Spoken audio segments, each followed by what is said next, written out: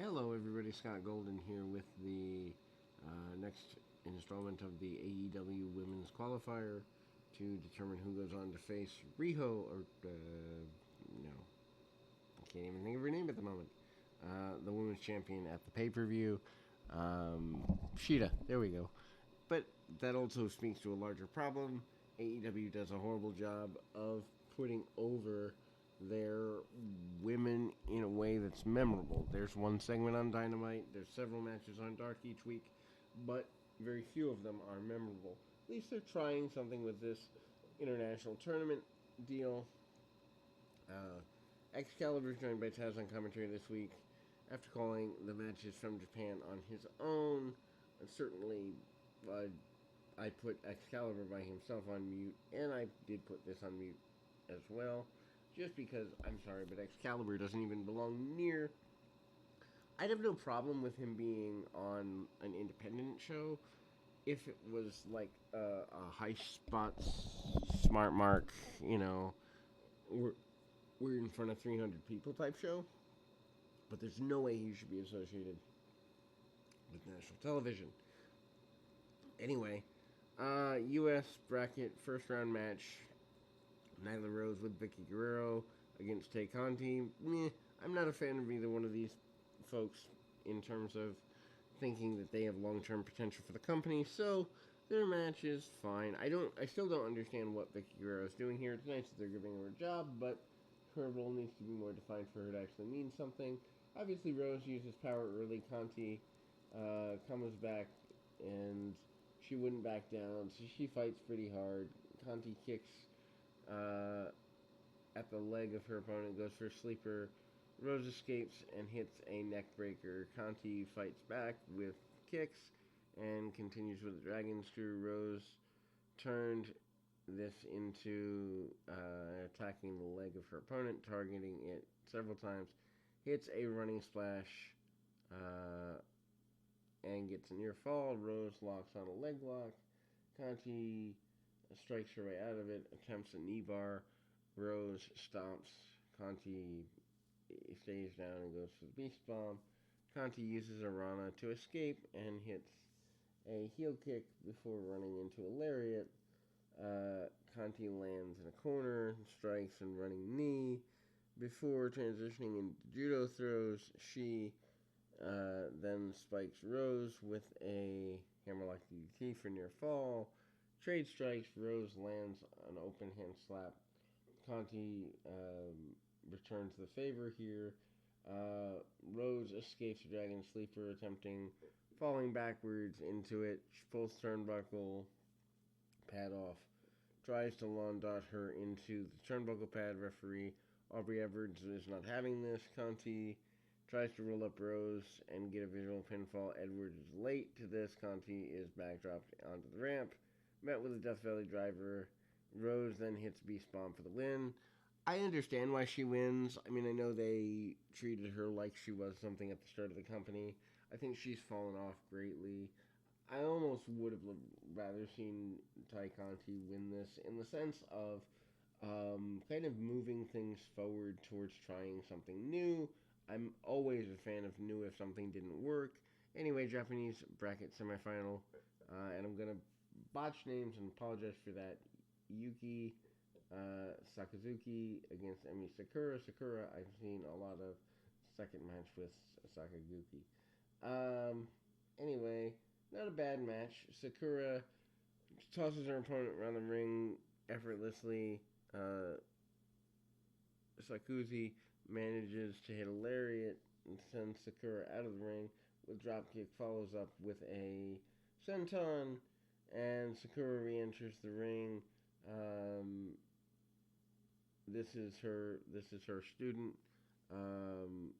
Sakura's first round opponent makes her way out, beat down Sakuzi on the floor.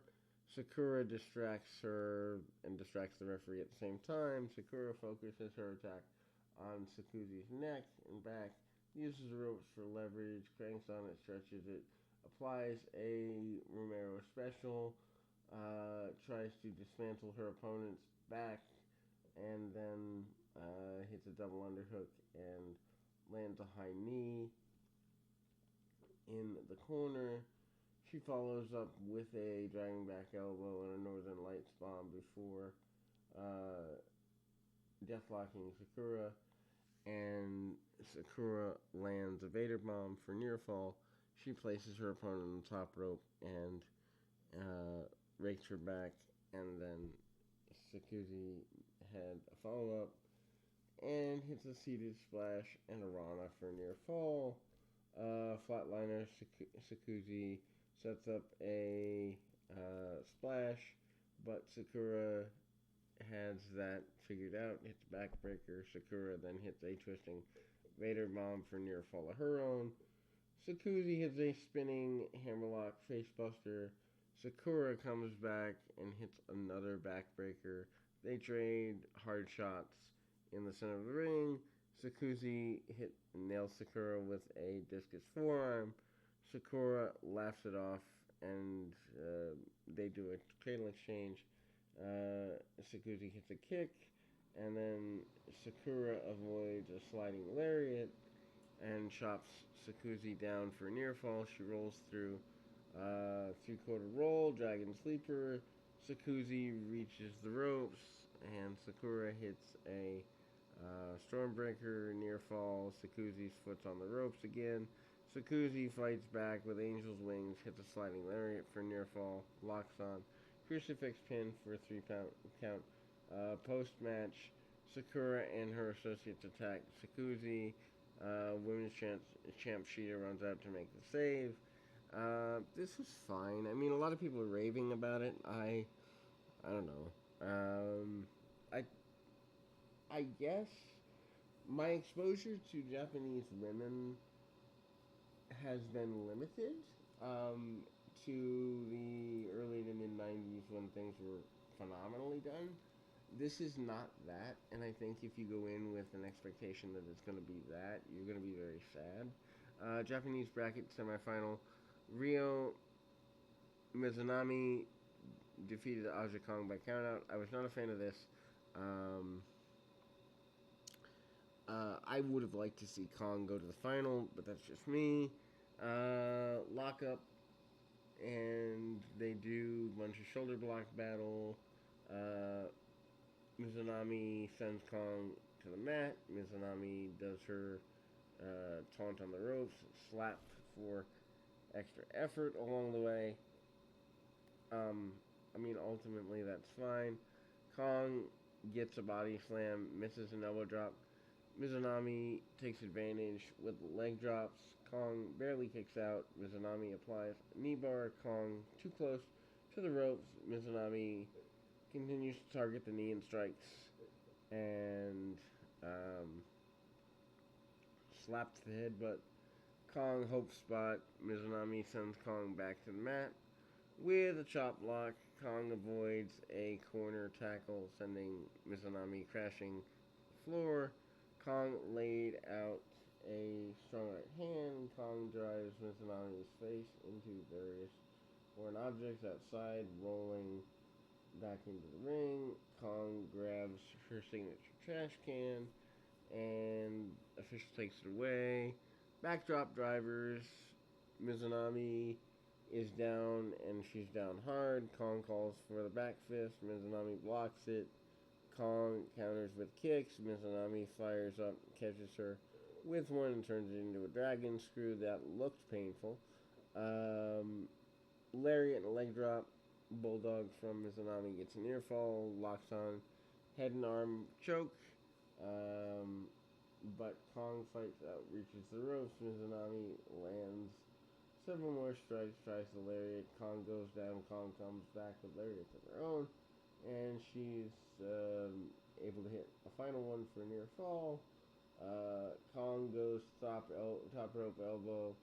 Mizunami pulls her down and lays her out with a spear. Mizunami lands a top rope leg drop for a close near fall. Mizunami tries to get things going back her way, but Kong does hit the spinning back fist, double down. Kong doesn't make the cover, and there's a kick out. They both roll to the outside. Kong tosses a trash can to Shida, and sent Mizunami into it. Uh, Mizunami hits a leg drop on Kong, sending her back to the floor. Kong couldn't get back in the ring. And so we've got Ryo Mizunami against Yura Sakazuki in the finals of Japan set of the brackets. Then the final U.S. match, which was fine. Dr. Britt Baker with Rebel defeated Maddie Renzowski. Renzowski is a replacement for the injured Anna Jay. Sorry to hear about Anna Jay's injury.